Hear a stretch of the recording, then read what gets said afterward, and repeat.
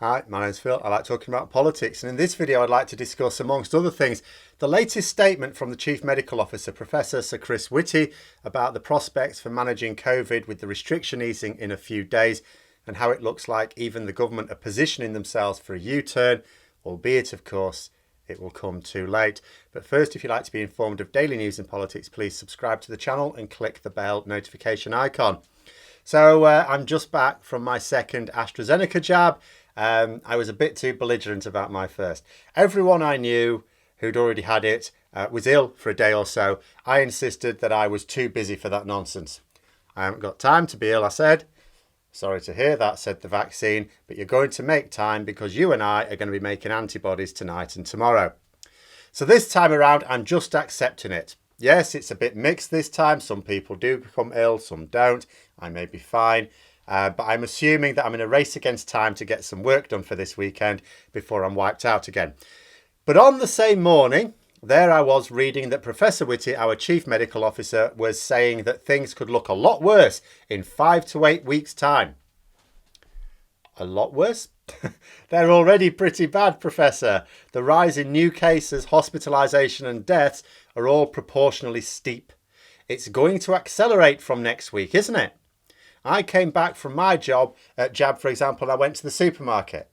Wouldn't normally go at midday. Don't really like the crowds, even when we're not in the middle of a pandemic. But it was on the way back. It was just convenient to do it there and then. I will not be doing that again.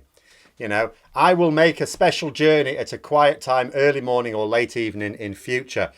Rammed as it was, most people were wearing face masks. Most of them even managed to wear them properly. But that won't be the case next week, will it? Lots of people up and down the country in close confines, rammed together in poorly ventilated indoor settings, with most not wearing masks. I don't need our medical officer to tell me that this is a recipe for disaster. What I also didn't need our medical officer to do was to back up Boris Johnson's insane plan to completely reopen next week by saying it's better to have the peak in summer rather than autumn, only to then say, oh, but we're going to get one in autumn anyway. As far as I'm concerned, Whitty is just doing what his political masters are doing now. His official action is to be an accomplice to this madness. He went along with it. If he knew that it was the wrong path, he should not have done so. You know, and he obviously thinks that now warning against it, now saying, oh, it's going to be really terrible, will mean he gets to say that it's not his fault later. But you'll find I said this. No, what we focus on is what your official position was. Your official position was to back the government policy. Nobody with any expertise on the matter thinks that removing the last stage of the roadmap is a good idea. In fact, everyone knows it's madness. The majority of the public are happy for the government to delay again. When I say happy, I mean they'll accept it. People don't even seem all that pissed off that the delays are only needed because Boris Johnson allowed the Delta into the country and then to flourish. You know, scientists all over the world, experts have said that this act is a threat to the world. Because this is the thing with a pandemic of this sort. Just as there are individual people in this country that have done everything right, and if everyone else had followed their example, behaved as they did, we would not find ourselves in this position, even with a crap government. But so too have some countries done everything right. If every government had followed the example of those who sought a zero COVID strategy, this will all be under control now. But most countries didn't.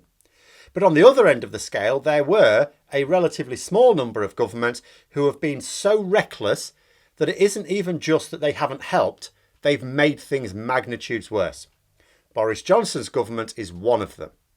People are saying that England is the first country in the world to surrender to the coronavirus. It's hard to argue against that because this policy is one of giving up.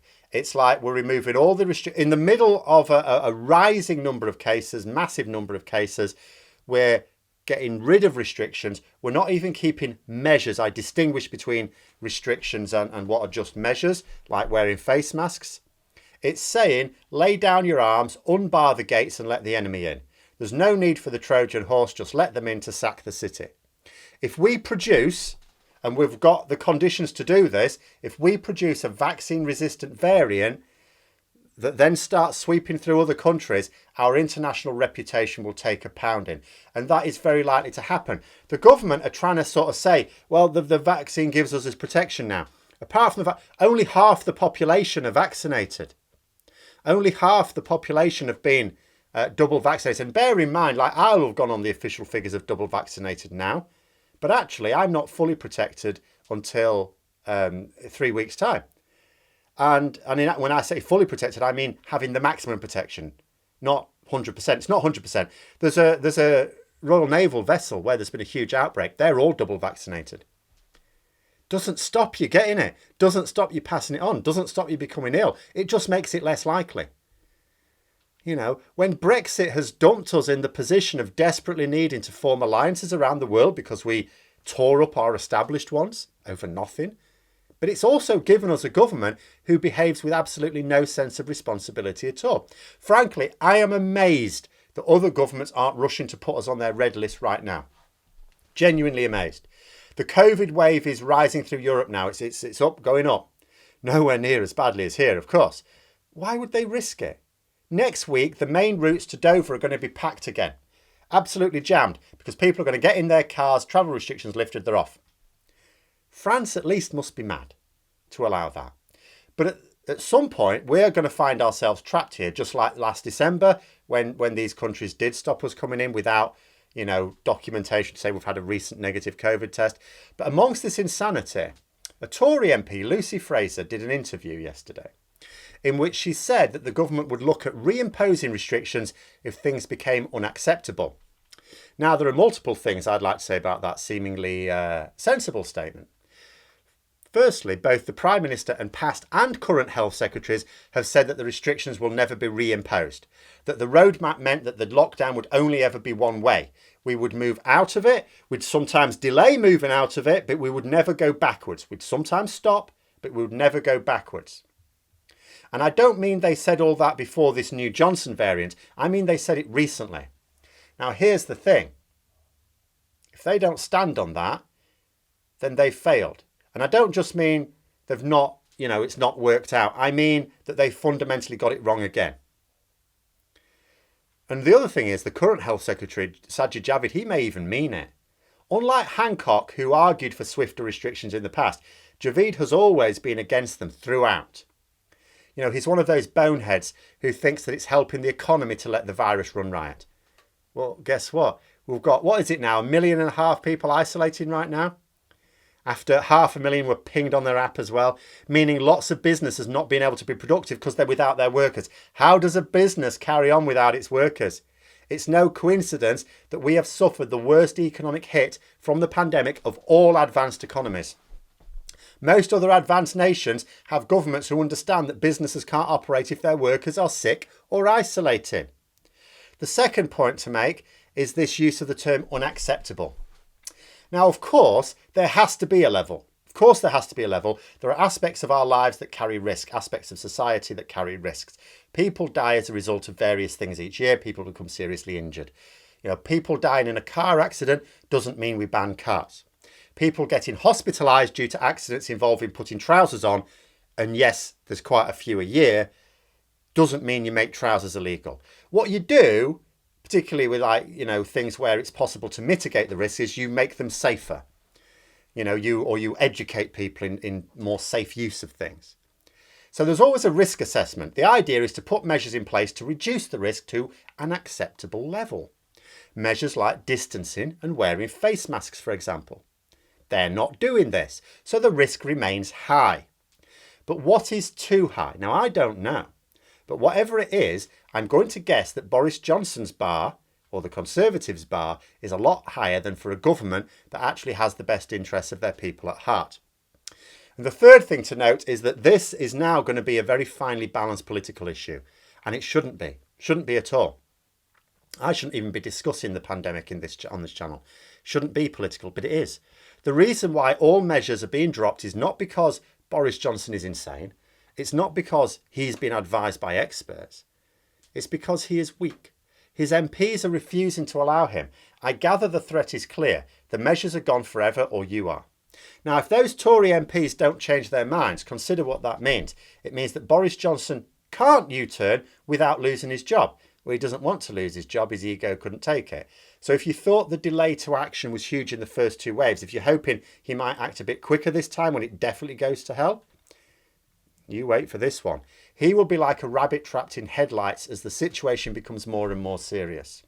Because although Lucy Fraser is not a senior member of the government, she will have been briefed by Downing Street. She wasn't conducting that interview and announcing things that she thought were sensible. Sending out someone junior is a way of the government sneaking messages out to test the water. And if it turns out that the message is not welcome, they can say, oh, you know, junior didn't really know what they're talking about because you haven't sent your big guns in. You haven't sent the actual health secretary in. You know, and whether they're testing that message out in the public or their own backbenchers, the latter case, I suspect in this case, the government know that this plan cannot work. They are mad, but they're not that deluded. They know that there's going to have to be a U-turn. But this time, it's not Johnson who needs to change his mind, but his MPs. The problem is, and this I have to just point out here as well, I'm going on this on the various journalists are reporting, all this is of course off the record, that is the reason why these measures have been dropped, because Boris Johnson didn't have the MPs on board to delay their removal anymore or to keep some in. Now, of course, that's the sort of thing where those journalists could be wrong, but there'd have to be an awful lot of them who speak to MPs all the time to be wrong. So that's why we're saying that this is on his MPs, not him. And on that assumption, the problem is it's harder for a couple of hundred of MPs to change their mind rather than the Prime Minister. Not only is it more minds to change, but they are relatively shielded from the consequences. See, when this goes tits up, people should blame Johnson. They should, and they hopefully will. And rightly so. They won't blame the however many backbench MPs for forcing his hand. So how do you change the mind of so many backbench MPs who are not being personally blamed for the policy? You know, this is drawing international condemnation. It's drawing condemnation from inside the UK as well. Nobody serious thinks this is going to be all right. Nobody is saying we're just risking this. This is a dangerous experiment. We are headed to disaster. That is certain. We have a government that is completely unfit to govern at any time. But at a time when we actually need heroes to step up to the crease, what we have are ministers who are dangerously incompetent and who know this. So much so that they are spending all of their time trying to overthrow democracy, ramming things through Parliament to make it more difficult to protest, to even form groups, political groups, to vote, rather than trying to do what's right. But those are my thoughts. Let me know yours in the comments below. Hope you found the video interesting. If you did, don't forget to click the like button. If you'd like to support the channel further, please also click the Patreon link for details. And until next time, I'll see you later.